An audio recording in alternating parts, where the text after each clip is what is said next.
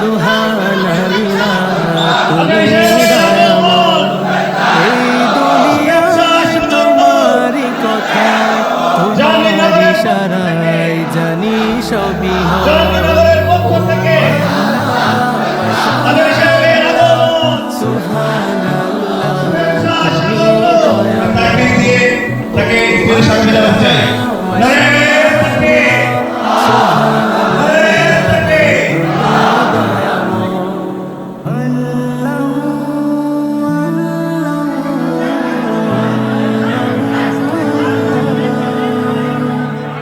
نحمده ونصلي على رسوله الكريم أما بعد فأعوذ بالله من الشيطان الرجيم بسم الله الرحمن الرحيم اليوم أكملت لكم دينكم وأتممت عليكم نعمتي ورضيت لكم الإسلام دينا صدق الله العظيم رب اشرح لي صدري ويسر لي أمري واحلل عقدة من لساني يفقه قولي জাহাঙ্গীরনগর বিশ্ববিদ্যালয় কর্তৃক আয়োজিত অত্র বিশ্ববিদ্যালয়ের একটি ইন্টেলেকচুয়াল প্ল্যাটফর্ম পাঠশালার আয়োজনে আজকে আধুনিক যুগে ইসলামিক লাইফস্টাইল শিরোনামের এই সেমিনারে আপনারা যারা উপস্থিত হয়েছেন তাদের সবাইকে জানাচ্ছি আন্তরিক শুভেচ্ছা এবং মোবারকবাদ।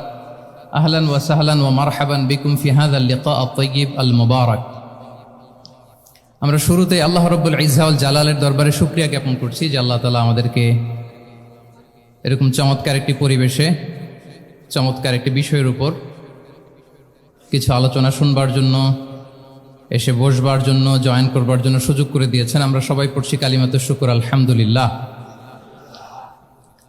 আল্লাহর দরবারে শুকরিয়া জ্ঞাপনের পাশাপাশি আমি আজকের এই হলরুমে উপস্থিত সবাইকে অন্তরের অন্তঃস্থল থেকে শুভেচ্ছা এবং মোবারকবাদ জানাতে চাই।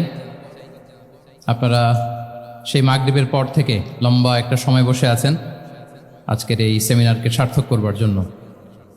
আজকের এই প্রোগ্রামে উপস্থিত হবেন কিছু সময়ের মধ্যেই অত্র বিশ্ববিদ্যালয়ের সম্মানিত ভিসি মহোদয়, উপস্থিত আছেন প্রভিসি মহোদয়, বিভিন্ন faculty dean, head of the departments, professors, lecturers, stuffs এবং সুপ্রিয় শিক্ষার্থী বন্ধুরা, আপনাদের সবাইকে আবারও অন্তরের অন্তঃস্থল থেকে মোবারকবাদ জানিয়ে আমার সংক্ষিপ্ত আলোচনা আমরা শুরু করছি। আপনারা একটি টপিকের কথা শুনেছেন, যেই টপিকের আলোকে কিছু কথা আমরা শেয়ার করবার চেষ্টা করব। আমরা স্যারদের মুখ থেকে শুনছিলাম যে এত চমৎকার পরিবেশে কোনো ইসলামিক সেমিনার বা কনফারেন্স এটা আগে হয়নি। আলহামদুলিল্লাহ, জুলাই আপরাইজিংয়ের পরে আল্লাহ তাআলা খুব সহজ করে দিয়েছেন, আমাদের জন্য প্রশস্ত করে দিয়েছেন। আপনারা জেনে থাকবেন যে আমি নিজেও প্রায় 5 বছর দেশের বাইরে ছিলাম। মালয়েশিয়াতে থেকে থেকে ভাবতাম যে দেশে কি আমি 29 সালে ঢুকতে পারবো না 41 সালে ঢুকতে পারবো। তো আল্লাহ তাআলার প্ল্যান যে ভিন্ন সেটা তো আমাদের জানা ছিল না। খুত্তাতুল্লাহি আ'যামু মিন খুত্তাতিনা, আমাদের প্ল্যানের চেয়ে আল্লাহর প্ল্যান অনেক বড়। আমরা এতটুকু দেখি, কিন্তু আল্লাহ হয়তো আরো অনেক দূর আমাদের জন্য প্রশস্ত করে রেখেছেন। আলহামদুলিল্লাহ। তো এই 5 আগস্টের গণ অভ্যুত্থান বা বিপ্লব পরবর্তী বাংলাদেশের এই চমৎকার পরিবেশে আমরা যে একত্রিত হতে পেরেছি, সুন্দর সুন্দর কনফারেন্স সেমিনারের মধ্য দিয়ে আমরা আমাদের আইডিয়াগুলো শেয়ার করতে পারছি, এটা আমাদের জন্য অনেক বড় নেমা, আল্লাহর পক্ষ থেকে রাহমা। তো আমরা যেন এটাকে পজিটিভলি কাজে লাগাই এবং এই যে ইসলামের বিউটি, এটা যেন আমরা আমাদের ভাই বোনদের কাছে তুলে ধরতে পারি। আপনারা নিশ্চয় জানেন যে অনেকে ইসলামের বিরোধিতা করে, ইসলামকে অপছন্দ করে এজন্য না, ইসলামের ব্যাপারে তার ইনডেপথ নলেজ না থাকার কারণে। এখানে আমাদেরও দায় কম না, আমাদের প্রপার প্রেজেন্টেশনের অভাবে আমরা সুন্দরভাবে ইসলামকে তাদের কাছে হয়তো উপস্থাপন করতে পারিনি, ফলে তারা ইসলামের বিরোধিতা করে। তো আমাদের প্রাইম ডিউটি হচ্ছে আমরা নিজেরা ইসলামকে অনুশীলন করব এবং ইসলামের সৌন্দর্যকে, দ্য বিউটি অফ ইসলামকে আমরা অন্যের সামনে তুলে ধরব। এটা হচ্ছে আমাদের দায়িত্ব। আপনারা খুব চমৎকার সেমিনারের একটা টপিক নির্ধারণ করেছেন যে আধুনিক যুগে ইসলামিক লাইফস্টাইল। শুরুতে আমি ইসলামিক লাইফস্টাইল বলতে আসলে কি বোঝায় এই আইডিয়াটাকে, কনসেপ্টটাকে ক্লিয়ার করে আমি আমার মূল আলোচনায় যাব ইনশাআল্লাহ বিইذনিল্লাহ। খুব সহজে যদি বলি, ইসলামিক লাইফস্টাইল হচ্ছে যে লাইফস্টাইল কোরআন সুন্নাহ থেকে উৎসারিত।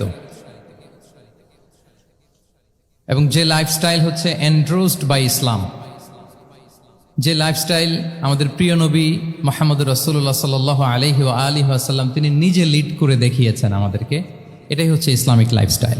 আই রিপিট, যে লাইফস্টাইল কোরআন সুন্নাহ থেকে উৎসারিত, যেই লাইফস্টাইলকে ইসলাম এন্ড্রোসড করে, এবং যে লাইফস্টাইল আল্লাহ রাসূল সাল্লাল্লাহু আলাইহি ওয়া আলিহি ওয়াসাল্লাম আমাদেরকে তিনি লিড করে দেখিয়েছেন, এটা একটা কমপ্লিট প্যাকেজ, একটা হোলিস্টিক প্রজেক্ট। এখানে কাটছাট করার সুযোগ নেই, মানে পিক অ্যান্ড চুজ করার সুযোগ নেই। আমার পুরো জীবনটাকেই ইসলামে অনুশাসন দিয়ে যদি আমরা পরিচালিত করি, ইসলামের ছাঁচে যদি সাজাই, সেটা হবে ইসলামিক লাইফস্টাইল। এখানে পিক অ্যান্ড চুজের কোনো সুযোগ নাই। মানে মুসলিম হইলে পার্ট টাইম মুসলিম হওয়া যায় না, ফুল টাইম মুসলিম হইতে হয়। মানে জীবনের প্রতিটা অঙ্গনে ইসলামকে আমাদের প্র্যাকটিস করতে হবে, কারণ আমরা জানি ইসলাম মানে হচ্ছে কমপ্লিট সাবমিশন, হ্যাঁ, to the order of Allah, to the wish of Allah. কোনো যদি কিন্তু তবে ছাড়া আল্লাহর আদেশের সামনে নিজেকে উজাড় করে দেওয়ার নাম হচ্ছে ইসলাম। আই রিপিট, আমি আবারও বলছি, কোনো যদি কিন্তু তবে ছাড়া আল্লাহর অর্ডারের সামনে নিজেকে সঁপে দেওয়ার নাম কি? ইসলাম। সবাই বলুন তো, আল্লাহর আদেশের সামনে কোনো যদি কিন্তু তবে ছাড়া নিজেকে সাবমিট করা, এই সাবমিসিভ অ্যাটিটিউডের নাম কি? সবাই বলুন তো। তাহলে আপনি পিক অ্যান্ড চুজ করতে পারবেন না, যে এটা আমার ভাল লাগে, এটা আমার সাথে যায়, সো আমি এটা নিলাম, এটা আমার সাথে যায় না, সো এটা থেকে আমি দূরে থাকলাম। তাইলে এটা ইসলামিক লাইফস্টাইল হলো না। এই কনসেপ্টটা কি ক্লিয়ার সবার কাছে?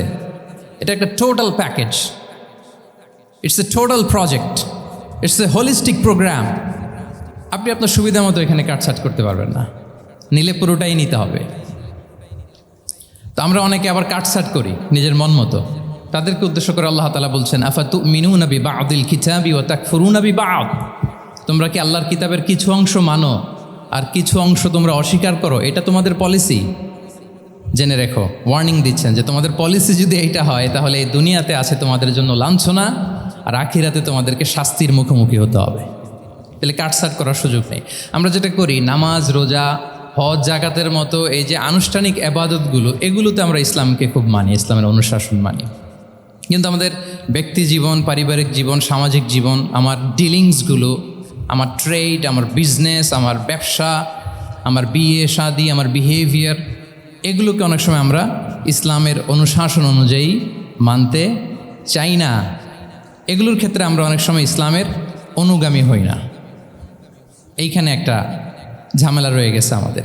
কিন্তু মূল কথা হচ্ছে, আপনি ইসলামকে মানলে দ্য টোটাল প্যাকেজ আপনাকে মানতে হবে। এখানে কাটছাট করার কোনো সুযোগ আছে বলেন তো? আওয়াজ করে বলেন, কোন কাটছাটের সুযোগ কি আছে?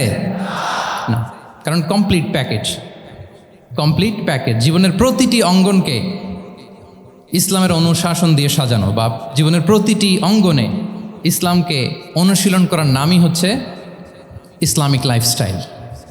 মূলত ইসলামই একটা lifestyle. Islam is not merely a set of beliefs and rituals, rather it's a lifestyle. ইসলাম নিজেই একটা lifestyle that emphasizes justice, spirituality, integrity and modesty. আপনি যদি নিতে চান, আপনাকে পুরোটাই নিতে হবে, তাহলে কাটছাট করার সুযোগ নেই। এটা হচ্ছে প্রথম, first and foremost reminder tonight, যে ইসলাম একটা টোটাল প্যাকেজ, একটা কমপ্লিট প্রোগ্রাম, একটা হোলিস্টিক প্রোগ্রাম। এখানে পিক অ্যান্ড চুজ করতে পারবো না আমরা। আপনি যদি আমাকে ইসলামী লাইফস্টাইলের উপরেই সেমিনারে কথা বলতে বলেন, I must say you have to take the entire package, পুরোটাই আপনাকে নিতে হবে। এই আইডিয়াটা ক্লিয়ার হয়েছে আমাদের সবার কাছে? সবার কাছে ক্লিয়ার তো? তাহলে পিক অ্যান্ড চুজ করবো নাকি? শুনি নাই সবার কাছ থেকে। পিক অ্যান্ড চুজ করা যাবে? কাটছাট করা যাবে?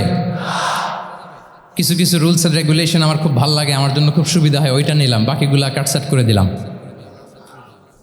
তার মানে সহজভাবে পার্ট টাইম মুসলিম হওয়ার কোনো সুযোগ নেই, হলে ফুল টাইম হতে হবে। কাস্টমাইজড ইসলামের কোনো সুযোগ নেই, টোটাল প্যাকেজটাকে আমার অ্যাডাপ্ট করতে হবে।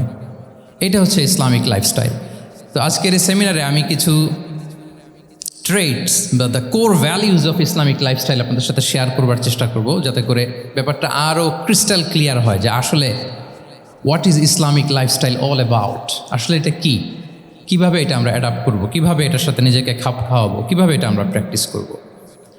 তাহলে প্রাথমিক কথা অলরেডি ডান, যে কাটছাট আমরা করব না, পিক অ্যান্ড চুজ করবো না, টোটাল প্রোগ্রামটাই আমরা নেওয়ার চেষ্টা করব। তো এখন আমরা কিছু কোর ভ্যালিউজের কথা বলবো, যেগুলো দিয়ে ইসলামিক লাইফস্টাইলের মূল ধরনটা আমাদের কাছে ক্লিয়ার হবে। ইসলামিক লাইফস্টাইলের কথা যদি আমাদেরকে বলতে হয়, প্রথম যেই ট্রেড, যে ক্যারেক্টারিস্টিক্স বা ভ্যালিউর কথা আমাকে বলতে হবে, সেটা হচ্ছে দ্য কনসেপ্ট অফ হালাল অ্যান্ড হারাম। ইফ দেয়ার ইজ নো হালাল অ্যান্ড হারাম, there is no Islamic lifestyle, for sure I am telling you. যদি হালাল হারাম না থাকে, এটা যদি আমরা মেনটেন না করি, এটা কোশ্চিনকালেও ইসলামিক লাইফস্টাইল হবে না। আপনাকে হারাম থেকে যোজন যোজন দূরে থাকতে হবে, আর হালাল দিয়ে জীবনটাকে সাজাতে হবে। কারণ যেখানেই হালাল সেখানেই বারাকা। রিপিট, আমি আবারও বলছি, যেখানেই হালাল সেটার মধ্যে কি? হারামে কোনো বারাকা আছে? হারামে আছে অস্থিরতা, সাময়িক উন্মাদনা, এর ভেতরে বারাকা নাই। হালালের ভেতরে আল্লাহ তাআলা বারাকা ঢুকিয়ে দিয়েছেন। আচ্ছা, আপনারা বলুন তো, গরুর গোশত খাওয়া এটা হালাল না হারাম? হালাল। কুকুরের গোশত খাওয়া হালাল না হারাম? আচ্ছা, গরু বছরে বাচ্চা দেয় কয়টা? গাভী? আচ্ছা, একটা। কুকুর দেয় কয়টা? কয়টা? 7টা, 8টা, 10টা? ফ্যামিলি প্ল্যানিং নাই তো? দেদারসে দিচ্ছে। আচ্ছা, গরু হালাল, কুকুর হারাম। গরু বাচ্চা দেয় কয়টা? কুকুর দেদারসে দিচ্ছে। তারপরেও বলেন, আমাদের এই যে বাংলাদেশে আমাদের কুরবানির ঈদে লক্ষ লক্ষ গরু জবাই হয়, বিয়ের অনুষ্ঠানগুলোতে এত গরুর গোশত আমরা খাই, আর প্রতিদিনের চাহিদা মেটানোর জন্য তো কত গরু কুরবানি করা হয়। এরপরে বলেন, বাংলাদেশে গরু বেশি না কুকুর বেশি? সবাই বলেন, গরু বেশি না কুকুর বেশি? কারণ কি? হালাল। কারণ কি? এই হালালে বরকত ঢুকিয়ে দিয়েছে কে? তাহলে if there is no concept of হালাল অ্যান্ড হারাম, there is no Islamic lifestyle. প্রথম core value of Islamic lifestyle হচ্ছে আপনাকে হালাল দিয়ে আপনার জীবনকে সাজাতে হবে। লা ইয়াদখুলুল জান্নাতা জাসাদুন গুযিয়া বিল হারাম। হারাম খেয়ে বর্ধিষ্ণু যে দেহ, সে দেহ আল্লাহর জান্নাতে প্রবেশ করবে না। মানে whatever you consume, it should be হালাল। এটা হালাল হইতে হবে।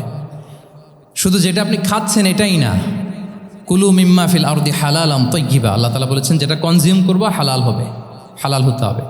তো এটা শুধু এত ন্যারো কনসেপ্ট না, আপনার জীবনের সবটাই হালাল হতে হবে। ইউর ফুড শুড বি হালাল, ইউর ড্রিঙ্ক শুড বি হালাল, ইউর ইনকাম শুড বি হালাল, ইউর ফ্যাশন শুড বি হালাল, ইউর এন্টারটেইনমেন্ট শুড বি হালাল। সব কিছু হালাল হইতে হবে। আমরা অনেকে যে ভুলটা করি, আমরা খাওয়ার ক্ষেত্রে শুধু হালাল খুঁজি, এরকম অনেকে করে, কিন্তু অন্যান্য ক্ষেত্রে হালাল হারামের বাজ বিছান নাই। আমি একটা উদাহরণ প্রায়ই দেই, দেখবেন যে আমাদের বাংলাদেশের সরকারি অফিসগুলোতে তো ঘুষ চলে নাকি? আল্লাহ ঘুষ থেকে এই জাতিকে তুমি হেফাজত করো।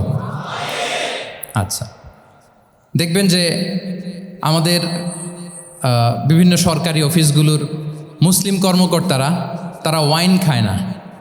আমি দেখেছি, থাইল্যান্ডে গিয়েছে, চায়না গিয়েছে অফিসের কাজে, ওখানে হালাল রেস্টুরেন্টগুলো খোঁজে, কারণ মুসলিম, তার হালাল খাইতে হবে।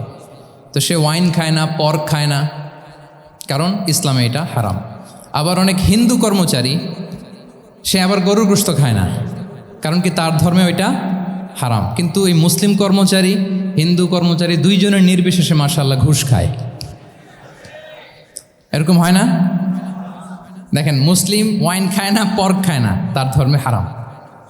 আমার হিন্দু ভাই গরুর গোশ খায় না, এটা তার ধর্মে হারাম। কিন্তু ঘুষ আবার দুই ধর্মে হালাল নাকি? হ্যাঁ, হালাল না। তার মানে ওই যে pick and choose, you got the point, right? Pick and choose করেছে যে আমার ধর্মের এই এই নিয়ম আমি মানব, কারণ এটা আমার জন্য খুব ফ্লেক্সিবল, এটা খুব ভালো লাগে। কিন্তু যেটা কঠিন হয়ে যাচ্ছে, যেটা তার বিরুদ্ধে দাঁড়াচ্ছে, ওইটা সে মানে না। তাহলে পিক অ্যান্ড চুজ করার কোনো সুযোগ, আমরা আমাদের গোটা জীবনকে হালাল দিয়ে সাজাইতে হবে। তাহলে your lifestyle will be Islamic lifestyle. এই কথাটা কি বুঝতে পেরেছেন? তাহলে ইউর ফুড শুড বি হালাল, ইউর ড্রিঙ্ক শুড বি হালাল, ইউর ফ্যাশন শুড বি হালাল, ইউর ইনকাম শুড বি হালাল, ইউর এন্টারটেনমেন্ট শুড বি হালাল, even your relationship should be হালাল। ব্যাপার কি? এটার এত আওয়াজ বেড়ে গেল।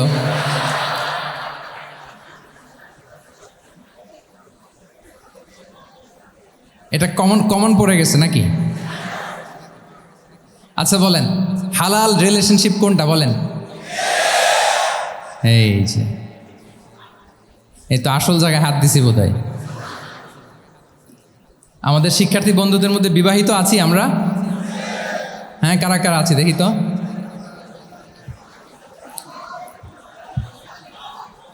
দেখি দেখি, মাশাআল্লাহ মাশাআল্লাহ, ঠিক আছে ঠিক আছে। আমাদের বোনরা উপরে আছেন, মাশাআল্লাহ, অনেকে হাত তুলেছেন, আলহামদুলিল্লাহ। এই তো আমাদের যারা হাত তুলছেন তাদের জন্য একটা তাকবীর দেই আমরা, আল্লাহু আকবার। এই যে আপনারাই বলেছেন, আমার কোনো লিগ্যাল অপিনিয়ন দেওয়ার প্রয়োজন হচ্ছে না যে হালাল রিলেশনশিপ হচ্ছে বিয়ে। তাহলে বিয়ের বাইরে যদি আমার কোনো রিলেশনশিপ থাকে, হালাল না হারাম? ফতোয়া দিচ্ছে কে? আমি? আপনারাই দিচ্ছেন। বলেন, বিবাহ পরবর্তী কোনো যদি এক্সট্রা ম্যারিটাল রিলেশনশিপ থাকে, এটা ইসলামে হালাল না হারাম? তাইলে pre marriage relationship, after marriage relationship, এটা শরীয়তে হারাম। তো এই হারাম যদি আমি এই হারামের সাথে যদি নিজেকে জুড়ে দেই, তাহলে আমার লাইফস্টাইল এটা ইসলামিক লাইফস্টাইল হতে পারে না। আমরা বিয়ের মতো পবিত্র বন্ধনের মধ্য দিয়ে আমরা আমাদের দাম্পত্য জীবনকে উপভোগ করব। আল্লাহ তৌফিক দান করুক। এই যে অনেকে হাত তুলে ফেলছে, মাশাআল্লাহ, তার মানে সেকেন্ড ইয়ারে আছে, ফার্স্ট ইয়ারে আছে, থার্ড ইয়ারে আছে, আলহামদুলিল্লাহ, হালাল রিলেশনশিপে তারা গিয়েছে, মাশাআল্লাহ। তাহলে হালাল এন্ড হারামের ব্যাপারে যদি আমরা বলি, আমাদের পুরো জীবনের প্রতিটি অঙ্গন আমরা হালাল দিয়ে সাজাবো। কি বলেন? পারা যাবে তো ইনশাআল্লাহ?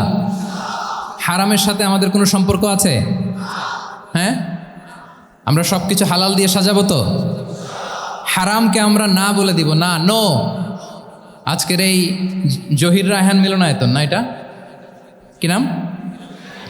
জহির রায়হান মিলনায়তনের এই হলরুম থেকে হারামকে আমরা লাল কার্ড দেখাই দিলাম। কি বলেন? হারামকে আমরা নো বলবো, আওয়াজ করে বলুন নো। ওকে, নো টু হারাম। তাহলে দ্য কনসেপ্ট অফ হালাল অ্যান্ড হারাম আশা করি আমাদের কাছে ক্লিয়ার। আমরা হালাল দিয়ে নিজেদের জীবনকে সাজাবো, হারামের সাথে আমাদের কোনো সম্পর্ক নাই। তাহলে একটা ট্রেইট আমরা শেয়ার করলাম, একটা কোর ভ্যালিউ শেয়ার করলাম, যে আমরা যদি হালাল মেনটেন করতে পারি আমাদের জীবনে, এটা হচ্ছে one of the core values of Islamic lifestyle. 2 নম্বর হচ্ছে, ইসলামিক লাইফস্টাইলটা বেসিকলি এটা একটা প্রোডাক্টিভ লাইফস্টাইল। মানে ইসলামী লাইফস্টাইল আমাদেরকে প্রোডাক্টিভ হতে উদ্বুদ্ধ করে। আপনার দিন শুরু হবে অনেক সকালে, প্রোডাক্টিভিটি নিয়ে অনেক লম্বা আলোচনা করা যেতে পারে। আমি ছোট্ট একটা পয়েন্ট যদি আজকের এই হলরুমে শেয়ার করি প্রোডাক্টিভিটি নিয়ে, যে ইসলামিক লাইফস্টাইল হচ্ছে আপনি একেবারে সকাল সকাল আপনার দিন শুরু করবেন। Early to bed and early to rise makes a man healthy wealthy. সবাই তো শিখেছি এটা, যে আগে আগে ঘুমোতে যাও, আগে আগে ঘুম থেকে জাগো, তুমি ধনী হবে, তারপর তুমি প্রজ্ঞাবান হবে, তুমি সুস্বাস্থ্যের অধিকারী হবে। এটা হচ্ছে ইসলামিক লাইফস্টাইলের একটা কোর ভ্যালিউ। সকাল সকাল দিন শুরু করা, মানে সানরাইজের আগে আমার সকাল শুরু হবে। কাজী নজরুলের যে কবিতা, সূর্যি মামা জাগার আগে উঠবো আমি জেগে, পড়েছি আমরা সবাই, কিন্তু হয়তো মানা হয় না। তো এই যে সকাল সকাল ঘুম থেকে ওঠা, এটা যদি আপনার মধ্যে না থাকে, এটা ইসলামিক লাইফস্টাইল হতে পারে না। You must be a morning person. সকাল সকাল উঠতে হবে। আপনার সময় এমনভাবে মেনটেন করবেন আপনি যে সকাল সকাল ফজরের পর থেকে আপনি অ্যাক্টিভ। তার মানে you have to wake up early, you have to sleep early. একজন মর্নিং পারসন যদি না হন, এটা ইসলামিক লাইফস্টাইল হবে না। এর কারণ আল্লাহ রাসূল সাল্লাল্লাহু আলাইহি ওয়া আলিহি ওয়াসাল্লাম আমাদেরকে সকালে জেগে থাকার ব্যাপারে ইন্সপায়ার করেছেন, এবং তিনি দোয়া করেছেন এই উম্মার জন্য স্পেশালি, যে এই সময়টা এটা ফুল অফ বারাকা, ফুল অফ ব্লেসিংস। তিনি দোয়া করেছেন, আল্লাহুম্মা বারিক লি উম্মতি ফি বুকুরিহা। আল্লাহ এই উম্মতের বুকুরটা, মানে সকালের সময়টা, লেটসে সানরাইজের পরে 3-4 ঘন্টা, এই সময়টাকে আল্লাহ আপনি বরকত দিয়ে ভরে দেন। এই সময়টাতে ঘুমানো যাবে না, এটা হচ্ছে বরকতের সময়। এবং আল্লাহ রাসূল সাল্লাল্লাহু আলাইহি সাল্লাম যদি কোনো সামরিক অভিযান প্রেরণ করতেন, এই টাইমে প্রেরণ করতেন, এই বুকুরের টাইম। এবং সাহাবারা তাদের কোনো ট্রেড ক্যারাভ্যান, ব্যবসায়িক কাফেলা যখন সেন্ড করতেন, এই টাইমটাতে সেন্ড করতেন, কারণ এই টাইমটাতে বারাকা। তো এখন নিজের সাথে মিলিয়ে নেন যে এই টাইমটাতে আমরা কি করি। আমি জানি না আপনাদের কি অভ্যাস। আমি এসে তো শুনলাম যে জাহাঙ্গীরনগর বিশ্ববিদ্যালয়ে নাকি যতজন শিক্ষার্থী, মানে ততজনের জন্য এখানে আবাসনের ব্যবস্থা আছে। বাংলাদেশের কোনো ইউনিভার্সিটিতে নাকি এটা নাই। আলহামদুলিল্লাহ, অসাধারণ প্রিভিলেজ, এখানে অনেক সুন্দর সুযোগ। তো এখন বলেন, আপনাদের সকালের রুটিন কি বলেন? ঘুমিয়ে থাকেন না জেগে থাকেন? হ্যাঁ, আচ্ছা, ফজরের পরে আমরা ঘুমাই কারা কারা দেখি? সর্বনাশ। আচ্ছা ঠিক আছে, হাত নামান। আচ্ছা, ফজরের পরে আমরা একটু এক্সারসাইজ করি, পড়াশোনা করতে বসি কারা কারা? মাশাআল্লাহ, আছে কিছু, ঠিক আছে, হাত নামান। এবার দুইবারের একবারও যারা হাত তুলেননি তারা হাত তুলেন। আপনারা কি করেন? এইটা হ্যাঁ, ডিভাইস। তো সম্মানিত সুধী মণ্ডলী, আল্লাহুম্মা বারিক লি উম্মতি ফি বুকুরিহা, আপনারা আমাকে এনেছেন ইসলামিক লাইফস্টাইল নিয়ে বলতে, তো আমাকে বলতেই হবে ফজরের পরে ঘুমানো চলবে। প্রথমে আমরা হারামকে না বলে দিলাম, এবার আমরা না করে দিব কোনটাকে? হ্যাঁ, ফজরের পরে আজকে থেকে কোনো ঘুম চলবে। যদি আপনি চান একটু দূরে সরাইতে হবে, এই যে ড্রোনগুলো একটু দূরে সরাইতে হবে। ফজরের পরে আজকে থেকে আমি এখানে জবরদস্তি করব না, শুধু আপনাদের সামনে আমি প্রেজেন্ট করছি। যদি সেমিনারের যে টপিক নিয়ে আপনারা শুনতে এসেছেন, এটা যদি আপনি অ্যাডাপ্ট করতে চান, অনুশীলন করতে চান, হ্যাঁ, ফজরের পরে আজকে থেকে কোনো ঘুম চলবে। এই সময়টাতে অনেক বারাকা আছে। তো কি করতে হবে? এটার জন্য আগে আগে ঘুমোতে হবে। কি বলেন? অনেকে ফজরের এই বরকতময় সময়টা তারা ঘুমাতে ঘুমাতে মিস করে, এর কারণ দেরিতে ঘুমোতে যাওয়া। আগে আগে ঘুমানোর অভ্যাস করতে হবে, কিন্তু আগে তো ঘুম আসে না, তাই না? এই যে ডিভাইস আমাদেরকে ঘুমাতে দেয় না, আমাদের শান্তির ঘুম কেড়ে নিছে এই ডিভাইস অ্যাডিকশন, স্ক্রিন আসক্তি। এই স্ক্রিন আসক্তি আমাদের শান্তির ঘুমকে কি করেছে? কেড়ে নিয়েছে। আল্লাহ তাআলা রাতকে বানিয়েছেন ঘুমের জন্য। ওয়াজআলনাল লাইলা লিবাসা, লিবাস মানে আবরণ। আমি রাতকে বানিয়েছি পোশাকের মতো আবরণ করে, যে আবরণ রাত্রিবেলা নিঝুম নিস্তব্ধ অন্ধকার দিয়ে ছেয়ে দেয়, ফলে মেলাটিন নামে একটা হরমোন নিঃসরিত হয়, আমাদের ঘুম ঘুম ভাব আসে। ঘুমের জন্য আল্লাহ তৈরি করেছেন রাতকে। এরপরে আল্লাহ তাআলা বললেন ওয়াজআলনান নাহারা মাআশা, আর দিনকে বানিয়েছি আমি প্রাণ চঞ্চল করে, দিনে আমরা কাজ করব। তাহলে রাতে আগে আগে ঘুম, আর দিনের বেলা আল্লাহ তাআলা আমাদেরকে কাজ করার জন্য সৃষ্টি করেছেন। কিন্তু এই সাইকেলটাকে আমরা ঘুরাই ফেলছি। রাতে যত দেরি করে আপনি ঘুমাবেন, সকালে ঠিক তত দেরি করে আমাকে উঠতে হয়, ঠিক কিনা বলেন? তাহলে ফজরের পর বকুর পিরিয়ড অফ টাইমটাকে কাজে লাগাতে হলে রাতে আমাদেরকে আগে ঘুমাতে যেতে হবে। রাতে কি করতে হবে? আগে ঘুমোতে যেতে হবে। তাহলে এক নম্বরে কি বললাম? কনসেপ্ট অফ হালাল অ্যান্ড হারাম। 2 নম্বরে বললাম প্রোডাক্টিভিটি। ইসলামিক লাইফস্টাইল হচ্ছে একটা প্রোডাক্টিভ লাইফস্টাইল। এটা মেনটেন করতে হলে প্রোডাক্টিভিটির অনেক কথা। একটা কথা হচ্ছে সকাল সকাল আপনার দিন শুরু করুন। কি পারা যাবে তো ইনশাআল্লাহ? সবাই একসাথে পড়ে ইনশাআল্লাহ। এই যে আমাদের দেরি করে রাতে ঘুম আসে, স্ক্রিন আসক্তি, এই ডিভাইস আমাদের আরামের ঘুম কেড়ে নিছে কেন জানেন? এর কারণ হচ্ছে আল্লাহর দেয়া যে ফিতরাত, এই ফিতরাতকে আমরা উল্টে দিয়েছি। ফিতরাত শব্দটার সাথে আপনাদের পরিচয় আছে? হ্যাঁ, the innate characteristics of a human being. একটা মানুষের যে ক্যারেক্টারিস্টিক্স, যে ইননেট স্বভাব দিয়ে আল্লাহ তাআলা তৈরি করেছেন, নেচার, এটাকে আরবিতে বলে ফিতরাত। এই ফিতরাতের বিরুদ্ধে কিছু করা যাবে না। ইসলামিক লাইফস্টাইল হচ্ছে ফিতরা বেসড লাইফস্টাইল। ফিতরাতাল্লাহিল্লাতী ফাতারান নাসা আলাইহা লা তাবদীলা লিখালকিল্লাহ। আল্লাহর প্রকৃতির অনুসরণ করো, যে প্রকৃতি দিয়ে তিনি মানুষকে সৃষ্টি করেছেন। আর আল্লাহর সৃষ্টি কাঠামোর মধ্যে কোনো পরিবর্তন, কোনো বিকৃতি নেই। সুবহানাল্লাহ বিহামদি।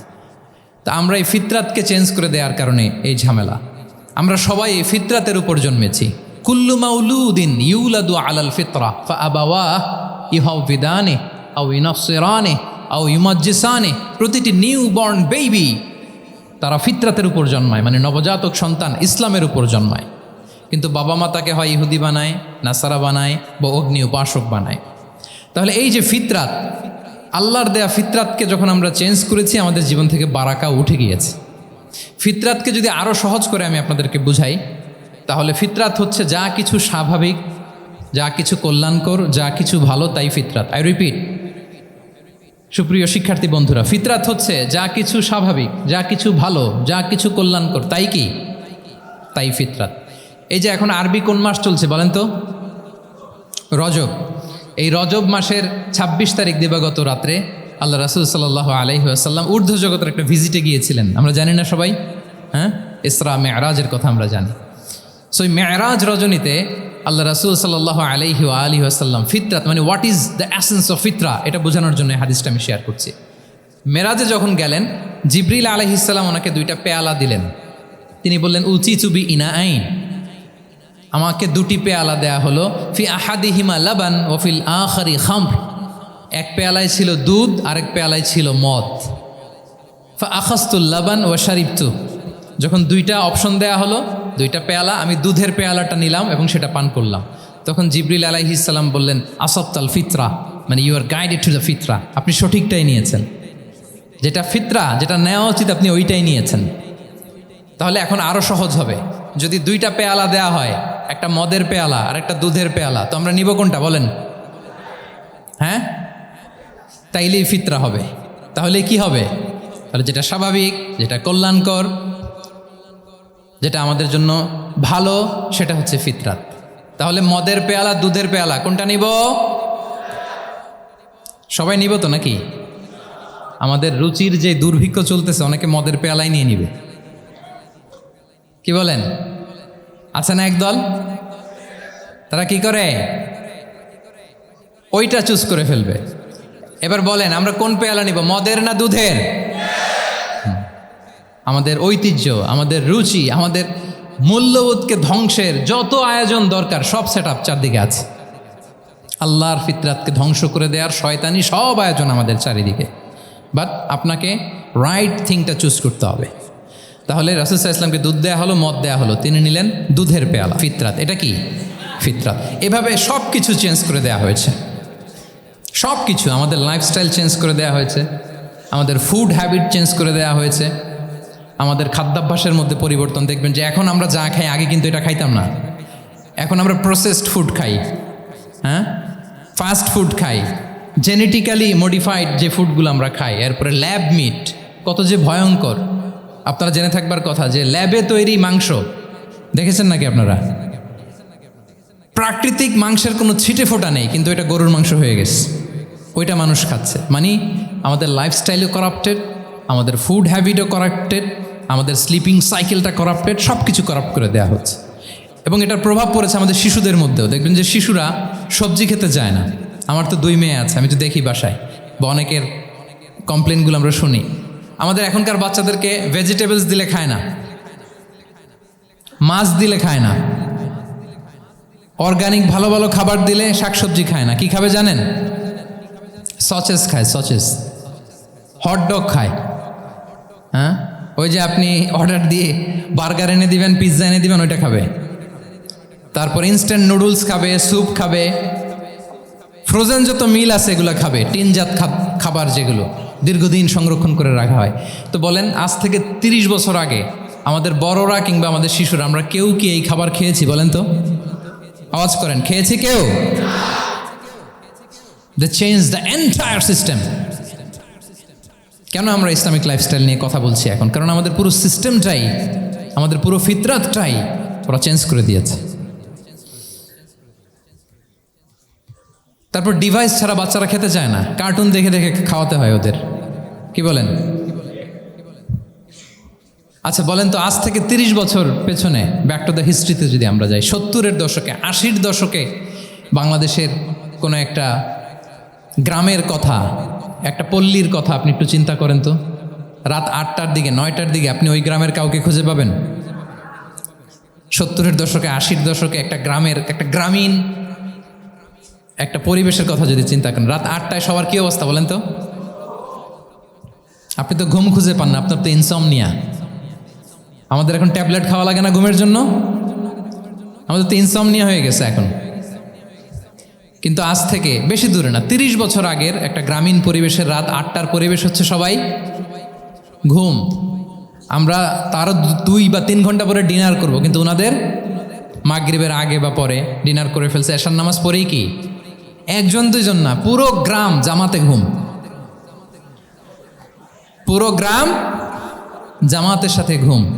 তো যে লোকটা 8টার দিকে ঘুমালো, উঠবে কখন বলেন? রাত 3টার পর ওর ঘুম আসবে আর? হ্যাঁ, ঘুমেরও তো একটা লজ্জা শরমের ব্যাপার আছে। আর কত থাকবে এখানে, কি বলেন? আপনি তো ঘুমাতে যান রাত 2টায়, আর আজ থেকে 30 বছর আগে আমার বাংলাদেশের একটা গ্রামীণ পরিবেশে রাত 8টার দিকে সবাই ঘুম। আমরা এখন যেই টাইমটাতে ঘুমোতে যাই ওই সময় ওনাদের অর্ধেক ঘুম শেষ। ফজরের নামাজ পড়ে আমাদের বাপ চাচারা কি করতো? হ্যাঁ, একটু ব্যাক টু দ্য হিস্ট্রিতে তাকান না। ফজরের নামাজ পড়ে এক বল পান্তা ভাত খাইতো। আমরা তো এখন এতটুক খাইলে আমাদের এটা বার্ন করার জন্য দৌড়াইতে হয় 5 কিলো, জিমনেশিয়ামে যাইতে হয়, কত আয়োজন, কত ওয়ার্কআউট করা লাগে। এক বল কাঁচামরিচ দিয়ে, পোড়ামরিচ দিয়ে ভাত খেয়ে চলে যাইতো ফসল খেতে। দুপুরে আবার এক বল, খাইতে বসলেই এক বল। আমরা সারা মাসে খেতে পারি না এক বল। আচ্ছা, কি খেত? খাওয়ার আইটেমটা দেখেন তো, কোনো ফরমালিন আছে? কথা বলেন। কোনো মেডিসিন ছিল না, একেবারে ফ্রেশ, হ্যাঁ, পিওর অর্গানিক। নিজেদের মাঠ থেকে আনা যে ধান, ঢেকি ছাটার ধান দিয়ে ভাত খেত। বাড়ির পুকুরের মাছ, কোনো ফরমালিন নাই। নিজের চাষ করা সবজি খেত, গোয়ালের দুধ খেত। আমরা অনেকে মনে করি যে আমাদের এই যে সায়েন্স অ্যান্ড টেকনোলজিক্যাল অ্যাডভান্সমেন্টের যুগে আমরা বোধহয় খুব সুখে আছি। আমাদের দাদা পরদাদারা বোধহয় এত সুখ করে যায় নাই। ওনারা যে সুখ করে গেছে তা আমরা চোখেও দেখি নাই। আমার দাদা পরদাদারা যে সুখে লাইফ লিড করেছে তার অর্ধেকও আমরা করতে পারি না। তারাই আসলে শান্তির, সুখের, আনন্দের সময়টা তারা কাটিয়েছে।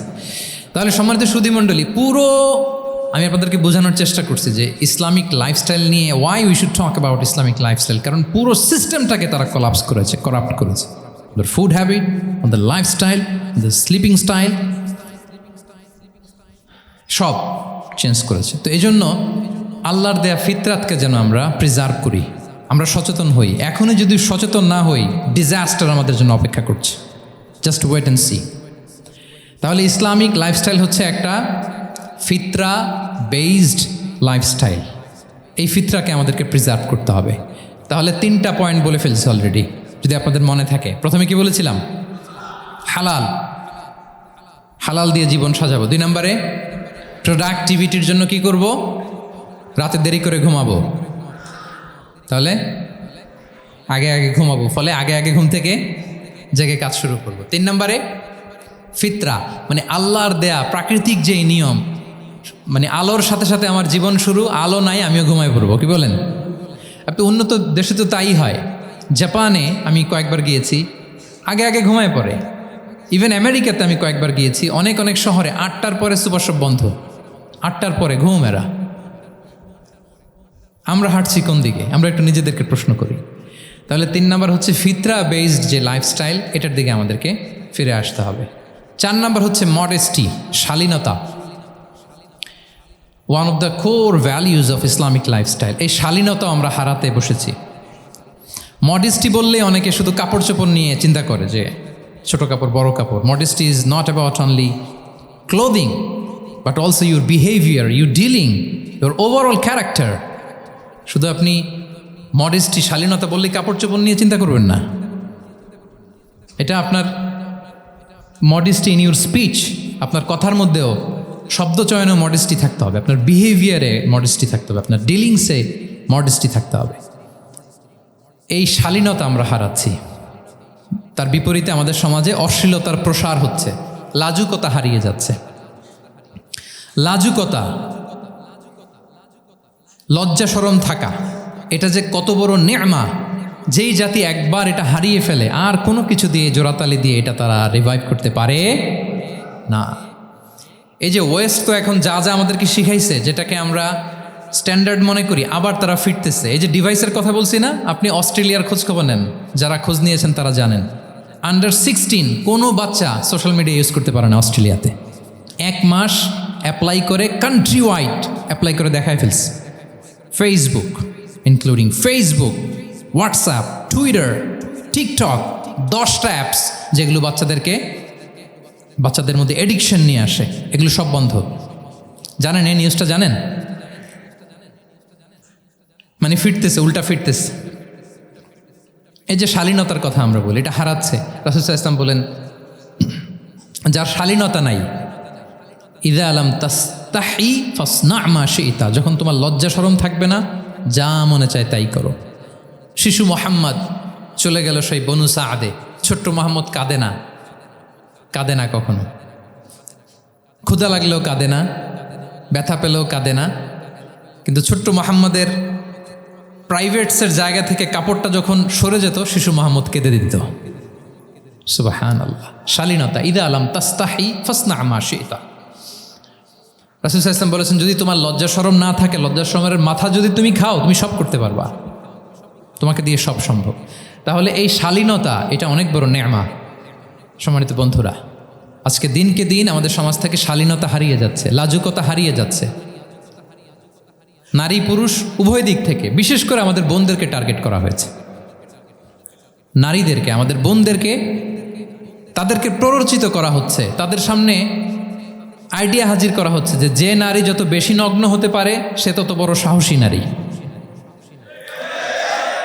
বলেন, আমাদের সমাজে পত্রপত্রিকা আপনারা দেখেন না এটা? যে নারী নিজেকে যত এক্সপোজ করবে সে তত বড় কি সাহসী নারী, এই তকমা তাকে দেয়া হচ্ছে।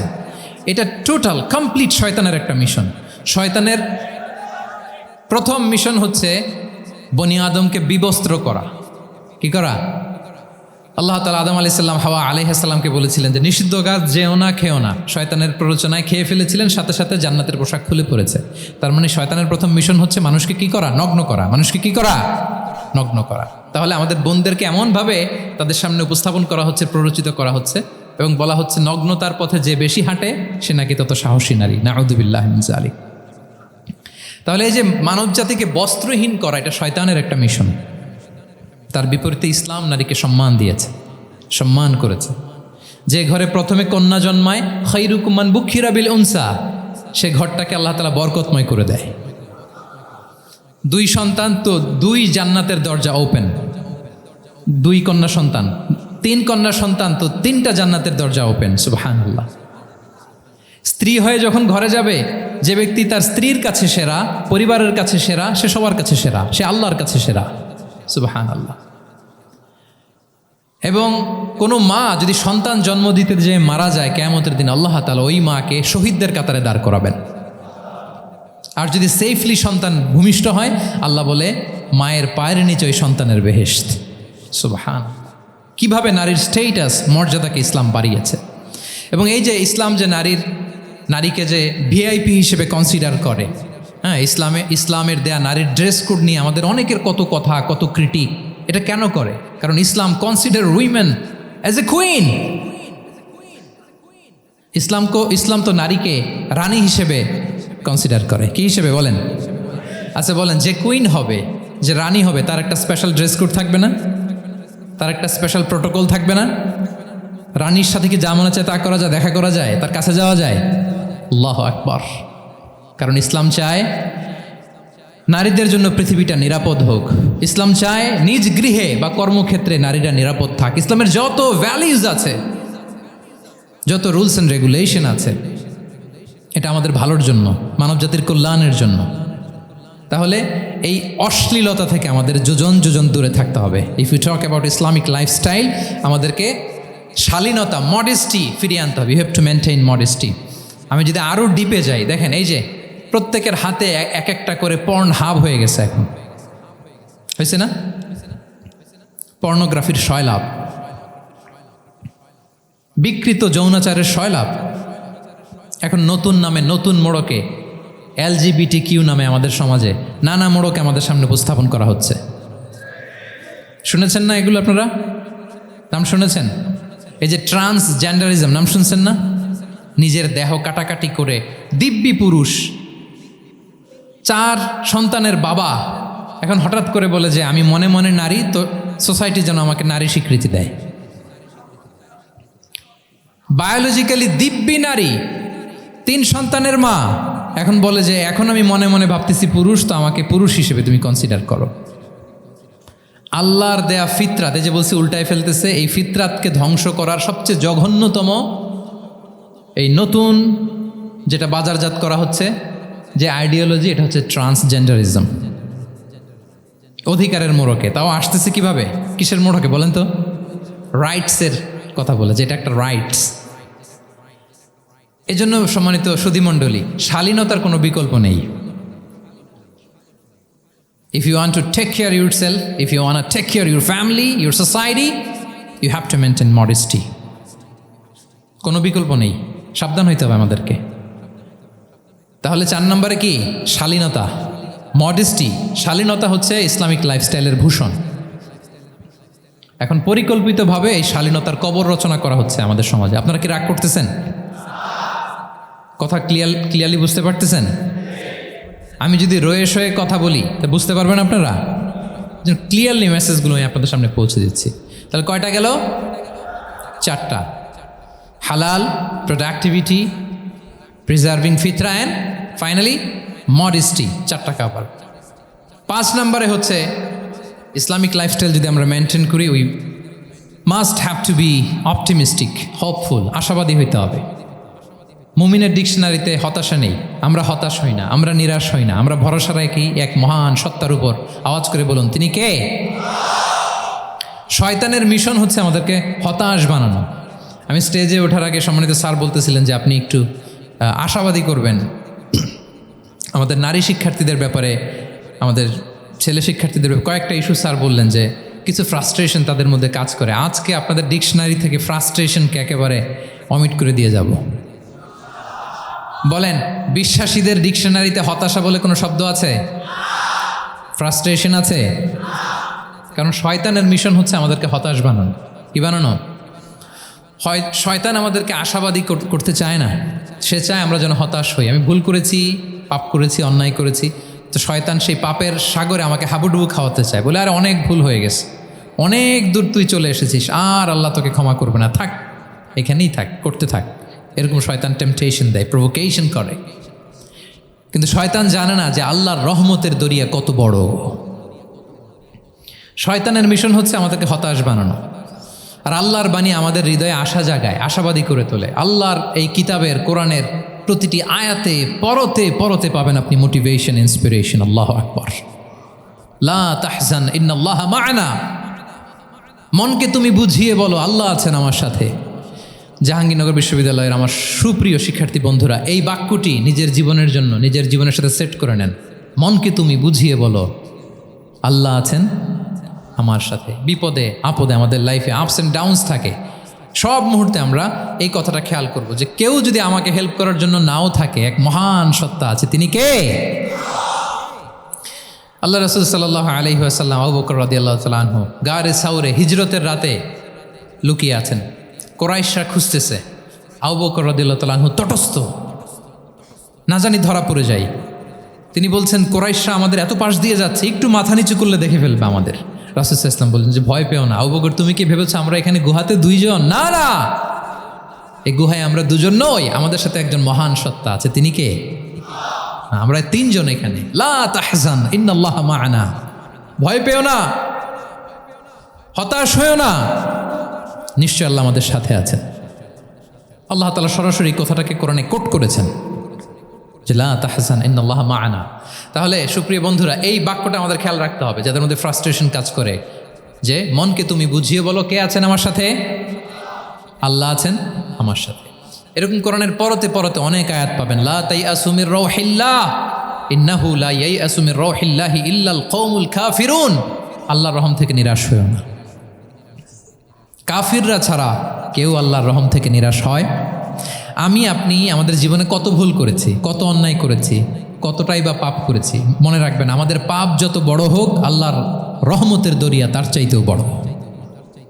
ইন্না মা'আল উসরি ইউসরা ফাইন্না মা'আল উসরি ইউসরা, and verily with every hardship there is an ease. প্রত্যেক কষ্টের পরেই থাকে স্বস্তি। এই বাক্যগুলো কি আপনাকে মোটিভেশন দেয় না? এই কথাগুলো কি আপনাকে চাঙ্গা করে না? আপনার জীবনে ইন্সপিরেশন হয়ে আসে না এই কথাগুলো? ওয়ালা তাহিনু ওয়ালা তাহজানু ওয়া আনতুমুল আ'লাউনা ইন কুনতুম মুমিনিন।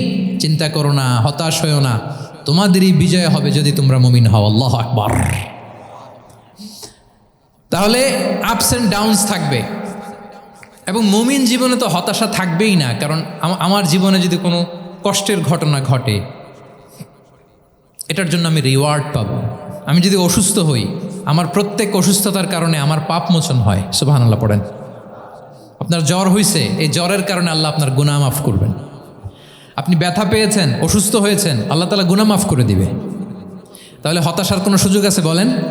না, মুমিন জীবনে হতাশার কোনো সুযোগ নেই। রাসূল সাল্লাল্লাহু আলাইহি ওয়াসাল্লাম বলেন, মা ইউসিবুল মুসলিমা মিন নাসাব ওয়ালা ওয়াসাব ওয়ালা হাম্মিন ওয়ালা হুজনিন ওয়ালা আযান ওয়ালা গাম্মিন হাত্তা শাওকাতি ইউশাকুহা ইল্লা কাফারাল্লাহু বিহা মিন খাতায়া।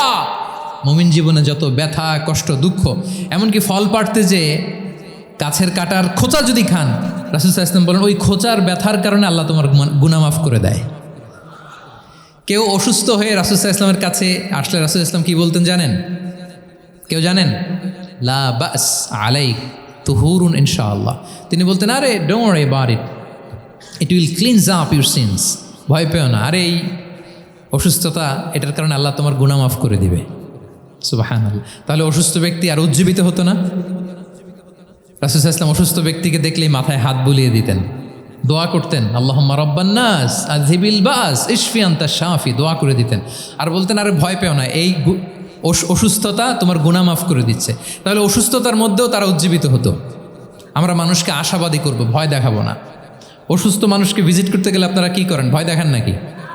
না, আশাবাদী করবেন, বলবেন যে আরে কি অসুস্থতা, আপনার দেখে অনেক সুস্থ লাগতেছে, বলতে পারবেন না? কিন্তু আমরা কি করি? কেউ অসুস্থ হইলে ওই অসুস্থতায় সবচেয়ে কষ্ট পেয়ে যে মারা গেছে তার হিস্ট্রি বলা শুরু করি। এরকম করে না অনেকে? ধরেন যে একজন ক্যান্সারের পেশেন্টকে দেখতে গেছেন, এইবার যে আপনার কোন খালা ক্যান্সারে কিভাবে ধুকে ধুকে মরছিল, ওই হিস্ট্রি আপনি বয়ান দিতে শুরু করছেন। বেচারা বাঁচবে? যাক একটু সুস্থ ছিল ওইটাও তো অসুস্থ বানাই দিয়েছেন। কি বলেন? তাহলে ইসলাম আমাদেরকে আশাবাদী করে। প্রিয় ভাই এবং বোনেরা, কি করে? আশাবাদী করে। আমরা যদি আমাদের কোনো প্রিয়জনকে হারাই, আমরা আশাবাদী হয়েই হারাই, কারণ তাকে আমি চিরকালের জন্য হারাচ্ছি না। আপনি আপনার আব্বাকে হারাচ্ছেন তো কি হয়েছে? বাপ হারায় তো কাঁদবে নাস্তিক। কি বলেন? নাস্তিকদের তো মরার পরে নাকি আর কিছু নাই। হ্যাঁ, দেখবেন আপনাদের সামনে সামনে অনেক কিছু বলে যে কিছু নাই, যা দেখি না বিশ্বাস করি না। একা একা যখন মৃত্যুর পরে কি হবে চিন্তা করে ওর দম বন্ধ হয়ে আসে। ইসলাম মানুষকে আশাবাদী করে। দেখেন আমরা কত দূর দেখি, কত দূর ভাবি। আমার দাদা মারা গেছে, এটা আমার কোনো টেনশনেরই কারণ না, কারণ আমি সবসময় ভাবি আমার দাদাকে আমি ওপারে যেয়ে পাবো। আমার আব্বাকে আমি হারিয়েছি তো ওপারে পাবো। আমার বন্ধুকে আমি হারিয়েছি, কাছের বন্ধুটা যে আমার জন্য খুব ইন্সপিরেশন ছিল, সাময়িক বিচ্ছেদ এটা আমাদের জন্য, কারণ আমরা ওই জগতে বিশ্বাস করি। আল্লাহু আকবার। তাহলে হতাশা আমাদের ডিকশনারিতে আজকে থেকে রাখা যাবে। ইসলামিক লাইফস্টাইল যদি মেনটেন করতে চান, you have to be optimistic. Clear কথাটা? আচ্ছা, এরপরে গ্রেটফুলনেস, 6 নাম্বার গ্রেটফুলনেস। আপনাকে কৃতজ্ঞ হইতে হবে, শুকরগুজার হইতে হবে। আমরা অনেকে কমপ্লেইন করি খুব বেশি, না এটা ভুল। সম্মানিত সুধীমণ্ডলী, be grateful with what you have. যা আছে এটা নিয়ে শুকরগুজার হন, আপনার জীবনটাকে আল্লাহ সুন্দর করবে। তাহলে কমপ্লেইন করবো না, আমরা শুকরগুজার হব। রাসূল সাল্লাল্লাহু আলাইহি ওয়াসাল্লাম বলেছেন, তোমার চেয়ে যে খারাপ অবস্থানে আছে তার দিকে তাকাও, যে ভালো আছে তার দিকে তাকিও না।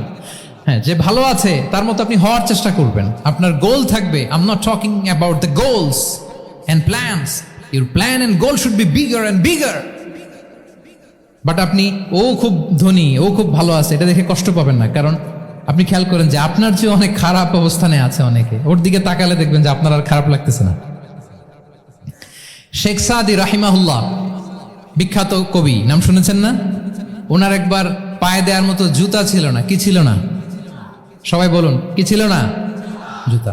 তো উনি একবার রাস্তা দিয়ে হাঁটতেছেন, হঠাৎ দেখেন এক লোকের 2টা পাই নাই। কি নাই? শুকরগুজার হলেন, চিৎকার করে বললেন আলহামদুলিল্লাহ, যে আল্লাহ অনেক ভালো আছি, আমার জুতা নাই এজন্য মন খারাপ, ওর তো পাই নাই। হ্যাঁ, এজন্য বেঁচে যে আছি এজন্যই আলহামদুলিল্লাহ। লা ইন শাকারতুম লা আযীদান্নাকুম ওয়া লা ইন কাফারতুম ইন্না আযাবি লাশাদীদ। আল্লাহ বলেন, যদি শুকরিয়া করো, শুকরগুজার হও, আমি আল্লাহ নিয়ামত বাড়িয়ে দেব। যদি নাশুকরি করো, জেনে রাখো আমার শাস্তি কঠিন। তাহলে বেঁচে যে আছি এজন্যই কি পড়া উচিত? জাহাঙ্গীরনগর বিশ্ববিদ্যালয় আওয়াজ করেন, বেঁচে যে আছি এজন্য কি পড়বো?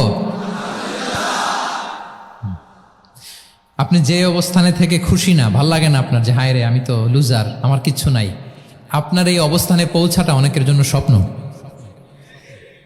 মানে যেটা পেয়ে আপনি হ্যাপি না, অতটুকু হইতে পারাটা অনেকের কি স্বপ্ন। আপনাকে যদি জিজ্ঞেস করি ভাই কি চান, কি লাগবে বলেন, কি চান, তা আপনি বলবেন যে শেখ আমি ধনী হইতে চাই, আমার একটা ব্রাইট ক্যারিয়ার চাই, আমি টাকা চাই, আমি খ্যাতি চাই, আমি ক্ষমতা চাই, এটা চাই। কত যে চাওয়ার ফিরিস্তি আমাদের। আপনি একটু একটা ক্যান্সার হসপিটালে জানতো, ক্যান্সারের 3rd স্টেজে চলে আসছে, ধুকে ধুকে লাস্ট স্টেজে চলে আসছে। আপনার তো অনেক কিছু চাই, আপনি ওকে একটু জিজ্ঞেস করেন যে ভাই আপনি কি চান। ও টাকা চায় না? ক্যান্সারের রোগী টাকা চাবে, খ্যাতি চাবে, ব্রাইট ক্যারিয়ার চায়। সে কি চায় বলেন তো একটু? সে একটু বাঁচতে চায়। যে ভাই তুমি কি চাও, বলবে আমি কিছু চাই না, একটু বাঁচতে চাই। বার্ন ইউনিটে যদি কখনো যাওয়ার সুযোগ হয়, দেখবেন যে চিৎকার করে তারা, এত কষ্ট, এই দহনের কারণে এত কষ্ট, তারা চিৎকার করতে থাকে হসপিটালকে কাঁপিয়ে। আপনি ওকে একটু জিজ্ঞেস করবেন ভাই কি চাও, বলেন তোর চাওয়াটা কি? ও শুধু বাঁচতে চায়, কিন্তু ওই বেঁচে থাকা নিয়ে তো আমাদের কোনো ফিলিংসই নাই। আমরা যে বেঁচে আছি এটা যে শুকরগুজার হওয়ার অনেক বড় একটা কারণ, আমরা এরকম করে ভাবিই না। এজন্য সুপ্রিয় সুধী মণ্ডলী, আমরা যে বেঁচে আছি এজন্য আলহামদুলিল্লাহ। শুধু বেঁচে থাকার কারণে আমরা কি পড়বো? তাহলে গ্রেটফুলনেস, আপনি যদি ইসলামিক লাইফস্টাইলে নিজেকে অভ্যস্ত করতে চান, আপনার যেমনি অপটিমিস্টিক হইতে হবে, অ্যাট দ্য সেম টাইম আপনাকে কি হইতে হবে? গ্রেটফুল হইতে হবে। 7 নম্বরে তাওয়াক্কুল।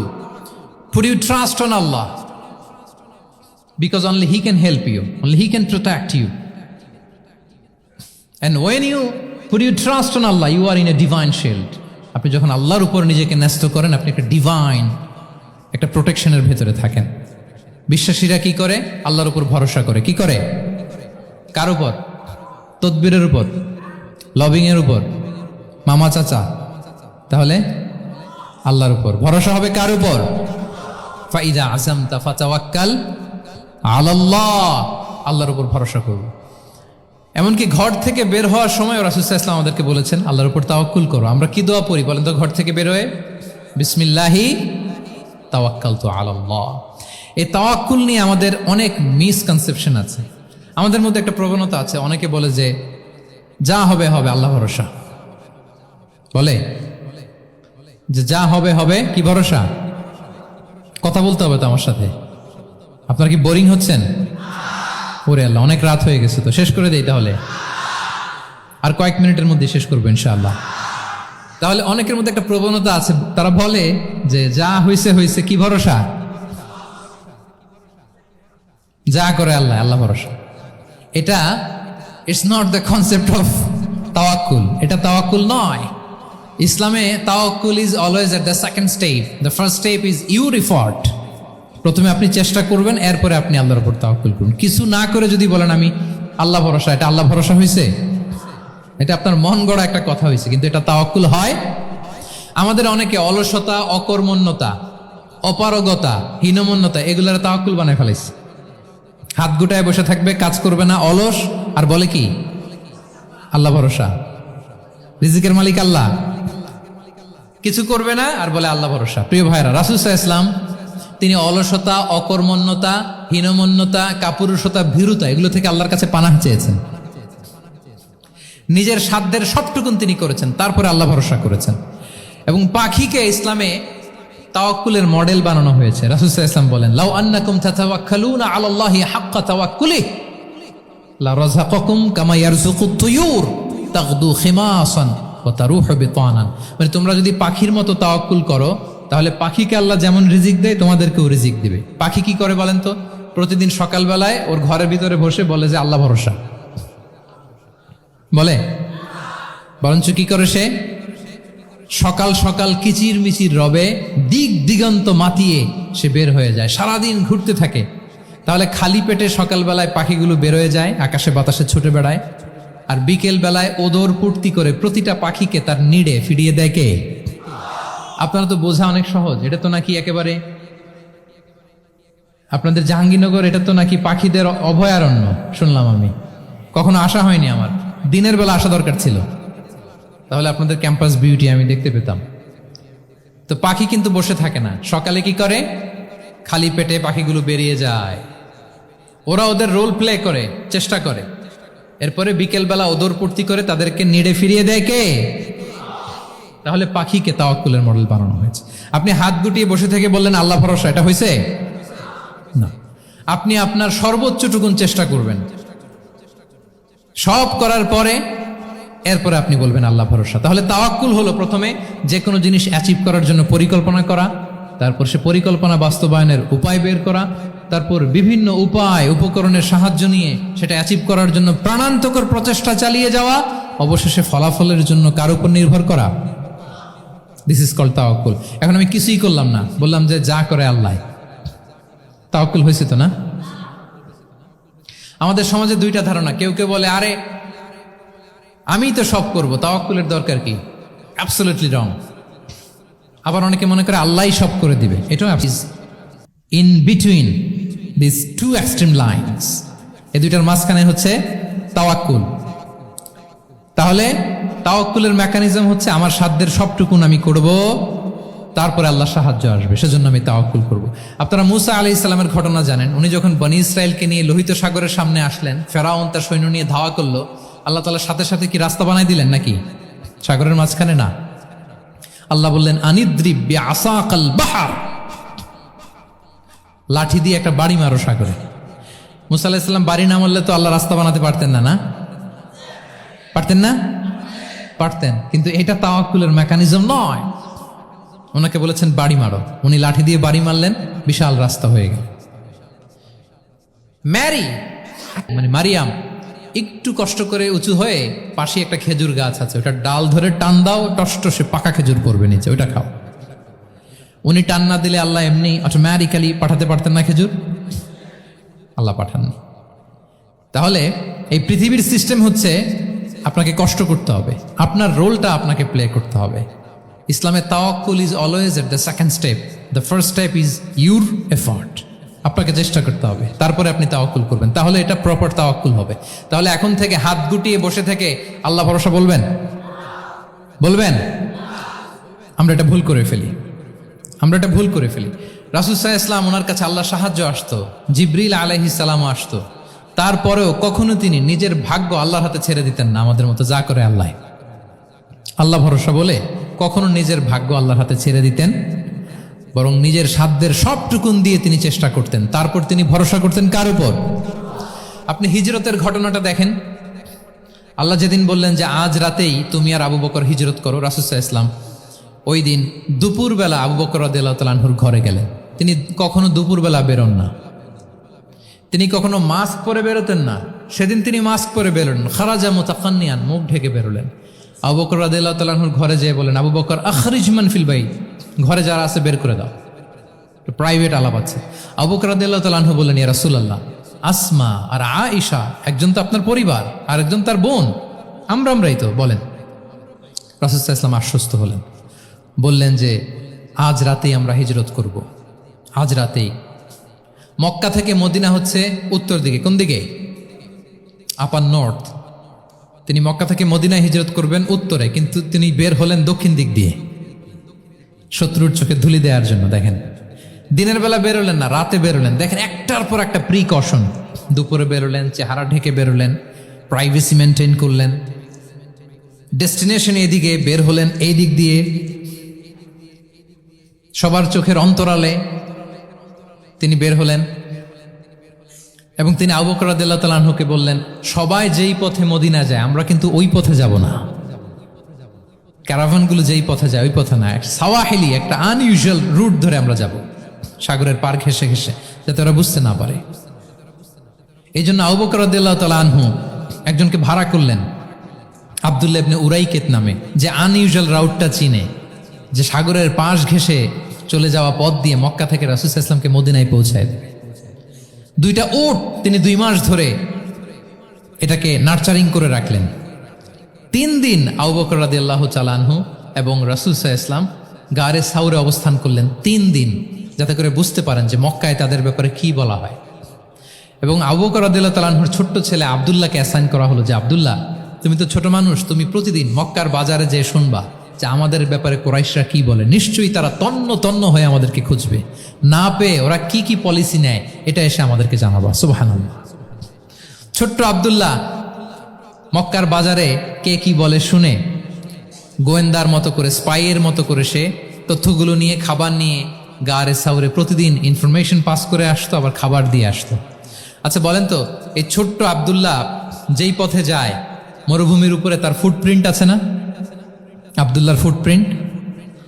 তো কোরাইশরা তো তন্ন তন্ন হয়ে রাসূল সাল্লাল্লাহু আলাইহি ওয়াসাল্লামকে খুঁজতেছে, ডানে বায়ে সামনে পেছনে সব জায়গায়। তারা যদি আব্দুল্লাহর ছোট্ট পায়ের ছাপ পায় আর সেটাই যদি ফলো করে, তাহলে ডিরেক্টলি তারা কোথায় যেয়ে পৌঁছবে? রাসূল সাল্লাল্লাহু আলাইহি ওয়াসাল্লামের কাছে, গারে সাউরে। আল্লাহ রাসূল সাল্লাল্লাহু আলাইহি ওয়াসাল্লাম কি করলেন? আবু বকর রাদিয়াল্লাহু তাআলা আনহু কি করলেন? আমির ইবনে ফুহায়রা নামে আরেকটা লোককে অ্যাসাইন করলেন যে 3 দিনের জন্য আব্দুল্লাহ যখন তথ্য নিয়ে খাবার দিয়ে চলে যাবে, আমির ইবনে ফুহায়রা তোমার কাজ হচ্ছে যেই পথ দিয়ে আব্দুল্লাহ হেঁটেছে এই পথ দিয়ে তুমি আমাদের ছাগলগুলোকে একটু চড়াই দিবা।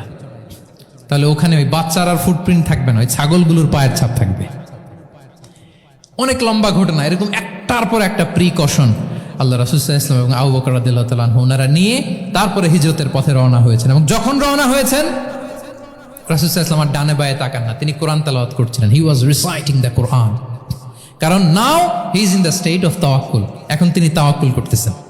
তাহলে বলেন তো, তাওয়াক্কুল কি শুরুতে না শেষে? তারপরে কতটা শেষে? আপনার চেষ্টা, আপনার তদবির, আপনার লবিং, আপনার এফর্ট, আপনার সাধ্যের নাগালে থাকা সব কিছু উজাড় করে দেওয়ার পরে আপনি বলবেন তাওয়াক্কালতু। আমরা করি কি? আমরা কি করি? আল্লাহ ভরসা। ভাই কি প্ল্যান আপনার? হুজুর আল্লাহ ভরসা। এবার বলেন এটা হয়েছে? এটা কি আসলে দ্য প্রপার কনসেপ্ট অফ তাওয়াক্কুল হয়েছে প্রিয় ভাই এবং বোনেরা? হয় নাই। কারণ তাওয়াক্কুল is always at the second step. The first step is you referred. আপনি আপনার সাধ্যের সবটুকু করবেন, তারপর কি করবেন? ক্লিয়ার? সব শেষ। কথা হচ্ছে, আপনি যদি ইসলামিক লাইফস্টাইল মেনটেন করতে চান, আপনাকে উম্মাহ সেন্ট্রিক অ্যাটিটিউডের অধিকারী হইতে হবে। উম্মাহ সেন্ট্রিক। আমাদের মুসলিম উম্মাহ একটা দুঃখী উম্মাহ, নেতৃত্বহীন উম্মাহ, বলিষ্ঠ নেতৃত্বের অভাবে এদিক থেকে লাথি মারলে আমরা এদিকে যাই, এদিক থেকে মারলে এদিকে যাই। শুধু একটা স্ট্রং লিডারশিপের অভাব, ঠিক কিনা বলেন? এই যে আমাদের রোহিঙ্গা ভাইয়েরা 10 মিলিয়ন আসছে, ওনারা এখন 1 মিলিয়ন আসছে, 10 লাখ, এখন বোধহয় 2 মিলিয়ন প্লাস হয়ে গেছে বা 3 মিলিয়ন হয়ে গেছে। আমি গত মাসে গিয়েছিলাম রোহিঙ্গা ক্যাম্পে দেখার জন্য তাদের কি অবস্থা। এমন মানবতার জীবনযাপন তারা করতেছে। ধর্মে তারা কোন ধর্মের বলেন তো?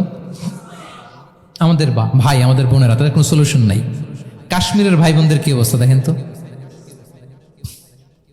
আর গাজার অবস্থা নাই বা বললাম।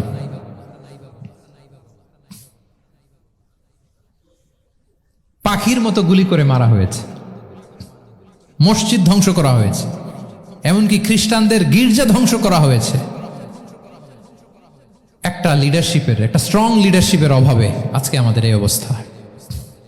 এজন্য আপনি যদি ইসলামিক লাইফস্টাইলের কথা বলেন, অফকোর্স আপনাকে উম্মাহ সেন্ট্রিক মেন্টালিটির হতে হবে। এই দুঃখী উম্মাকে নিয়ে আপনার প্রজেক্ট থাকতে হবে। আমরা আমাদের নিজেদের শক্তি, সম্ভাবনা, ঐতিহ্য এগুলো একেবারে ভুলতে বসেছি। আমরা যে যোদ্ধা ছিলাম, আমরা যে বিজয়ী ছিলাম, আমরা বেমালুম ভুলিয়ে গিয়েছি। জ্ঞান বিজ্ঞানে একসময় আমরা লিড দিয়েছি, ঠিক কিনা বলেন? আমাদের জাবের ইবনে হাইয়ান ছিল, আমাদের আল বিরুনি ছিল, আমাদের আল ইদ্রিসি ছিল, আমাদের আল ফারাবি ছিল। এই নলেজ এখন ওয়েস্টে ট্রান্সফার হয়েছে, সেই নলেজ আবার ট্রান্সফার হয়ে আমাদের করতলগত একদিন হবে ইনশাআল্লাহ। তো এই প্রজেক্ট তো আমাদের নাই। একদিন যে আমাদের হাতে আসবে, হুজুর আল্লাহ ভরসা নাকি? শুধু আল্লাহ ভরসা বলে বসে থাকলে হবে? সেলফ সেন্টার্ড হওয়া যাবে না, উম্মাহ সেন্ট্রিক আমাদেরকে হইতে হবে। উম্মার জন্য আপনার হৃদয়ে একটা দরদ থাকতে হবে। অন্যের জন্য কাজ করার একটা মেন্টালিটি আমাদের গ্রো করতে হবে। যারা অন্যের জন্য করে তারা জানে যে এটাতে কি সুখ, কি মজা। আপনি অন্যকে দান করে দেখেন, একটা সুখানুভূতি আপনার মধ্যে কাজ করবে। এবং রাসূল সাল্লাল্লাহু আলাইহি ওয়াসাল্লাম বলেন, আল্লাহু ফি আউনিল আবদি মা দামাল আবদু ফি আউনি আখিহি। আল্লাহ তাআলা ততক্ষণ পর্যন্ত বান্দার সাহায্যে থাকে, ওই বান্দার, যতক্ষণ পর্যন্ত এই বান্দা তার ভাইয়ের সাহায্যে থাকে।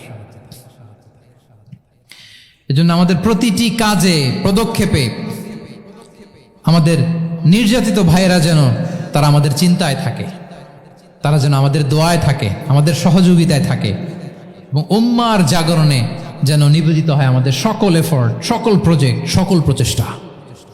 কি পারা যাবে কিনা বলেন?